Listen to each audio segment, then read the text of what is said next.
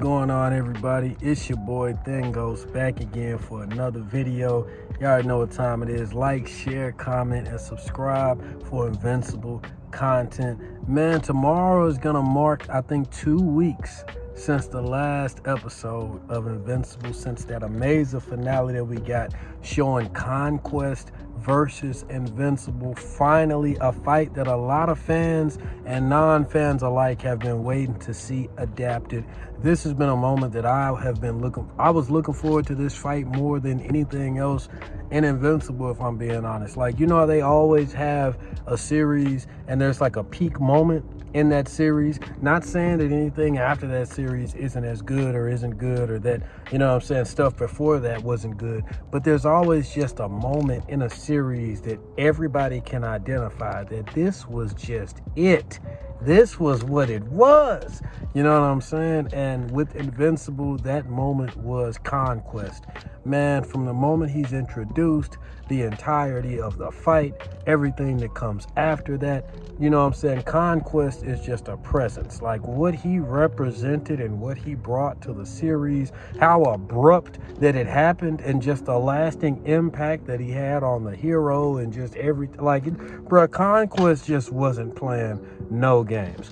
And you know, it's been a lot of people discussing things since the finale of the show. It was talking about the animation being the best in the final episode. Some people didn't really like the voice actor, Jeffrey Dean Morgan, for Conquest. A lot of people did. You know what I'm saying? And really, I gave my review and overall thoughts on the episode already, but it was so much that happened in the episode, and it's such an important episode for Invincible.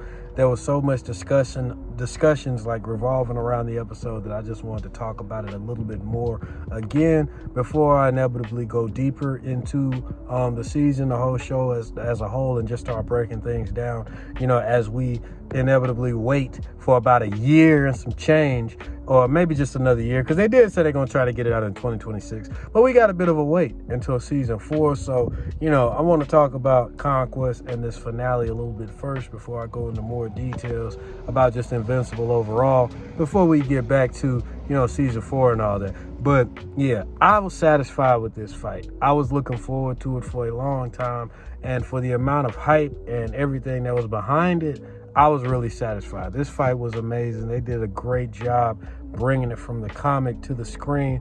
There was a lot of additions, namely that speech that Conquest gave to Invincible when he was choking him out. I thought that was a brilliant addition.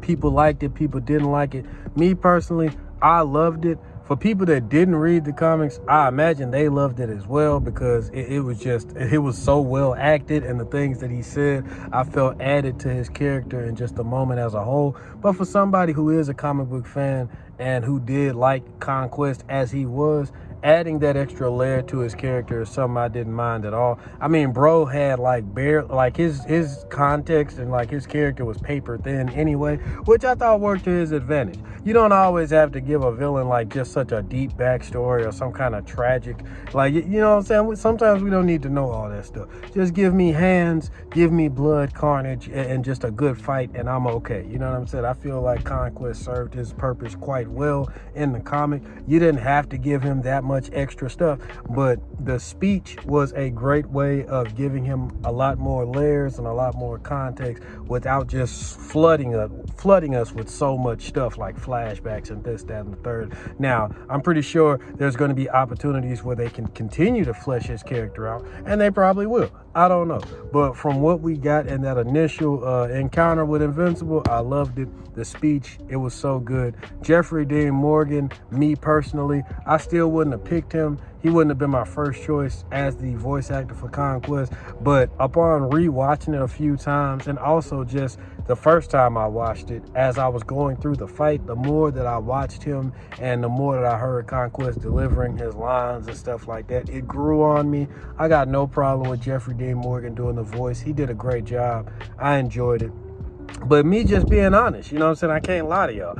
He would have not been my first choice. As I said, I would have chose Ron Perlman, but I think a lot of people are also starting to recognize Ron Perlman as the amazing voice actor that he is, and we would like to see him, if not as Thrag, somebody in this show. Hell, I'd even love to see him as Dinosaurus. You know what I'm saying? Which is another villain I'm looking forward to that I don't really see too many people talking about. If we can get Keith David in this show too, that would be awesome. But I'm satisfied with how they're doing the show so far. It's paced out a little fast. They could slow their time down with it a bit. But I feel like another reason as to why it's being paced so quickly and to why the animation kind of dips in quality and then jumps up in quality in certain areas.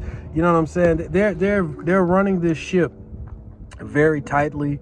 There's not the biggest of animation teams working on this show, but what I think they're trading off for the quality and for the workforce and stuff like that is the creative control.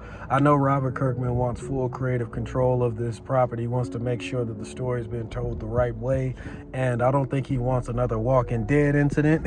You know what I'm saying? So he's trying to make sure that Invincible gets told properly and in the best way that he can possibly do it with the resources that he has at his disposal, which I think is respectable. You know what I'm saying? I'm not giving them an excuse for giving us ass sometimes as far as like the animation quality, but I do feel like there's a lot more to the story there as to why, you know what I'm saying, it looks like this or this happens or that happens. You know, a lot of the complaints that people have with the show, I feel that there's reasons for that. And if a creator wants full creative control, or at least most of the creative control while bringing his story to life, more power to him. I support that.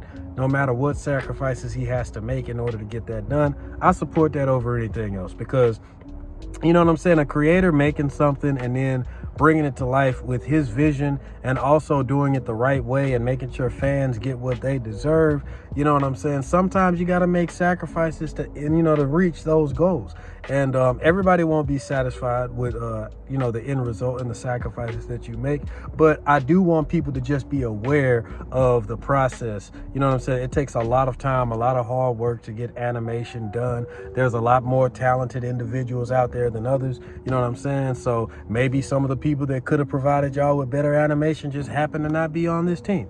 You know what I'm saying? Or like I said earlier, they're taking sacrifices in certain areas to make sure they regain 100% creative control to get the story out the way that they want to. So it's a lot of stuff you have to think about, a lot of stuff you have to consider. Overall, I really love how they're doing the show so far. They said that season 4 is done voice recording, and they also have an actor for Thrag, and Robert Kirkman said he is amazing. So I'm looking forward to that. We definitely got to speculate on who is voicing Thrag and where they're going to take it for season 4. Like I said earlier, they're trying to get it out 2026 in a timely manner. Hopefully we don't get any more situations like the debacle that was the rollout for the season 2 and that big split they did in the middle. That will definitely slow down the momentum of Invincible, but it's doing great right now. I never thought we would be where we are now, where Invincible is literally one of the most talked about, one of the most memed and successful animated series to come out in recent years. I always knew it had the potential for success and for a lot of people to love it like myself, but even I'm amazed and a little surprised by just the impact and just the overall just like it has inserted itself in the culture like this. It's great to see. I'm excited to see what more comes from this series: video games, movies, more animated spin-off projects, etc. Let me know what you guys are looking forward to from the Invincible series. Did you like the Conquest fight as much as I did? And what else would you like to see me cover and talk about regarding Invincible in the future of this channel? But yeah, guys, it's good to make a new video. Nice to talk to you guys always. Hope you're having a good day, night, wherever you are. And until next time, peace out.